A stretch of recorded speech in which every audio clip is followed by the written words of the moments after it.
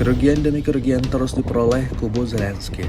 Tak terhitung sudah berapa banyak kendaraan militer Ukraina yang hancur hingga pada pekan kedua awal 2025 ini.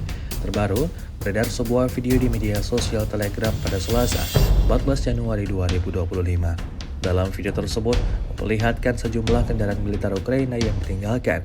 Satu kolom kendaraan lapis baja formasi Ukraina yang terdiri dari mobil lapis baja International MaxxPro Buatan Amerika, sebuah BTR-70M dan dua BMP-1 jadi sasaran maut serangan Rusia di arah Selatan Donetsk. Sejak video ini beredar, belum ada tanggapan resmi dari pihak Kementerian Pertahanan Ukraina.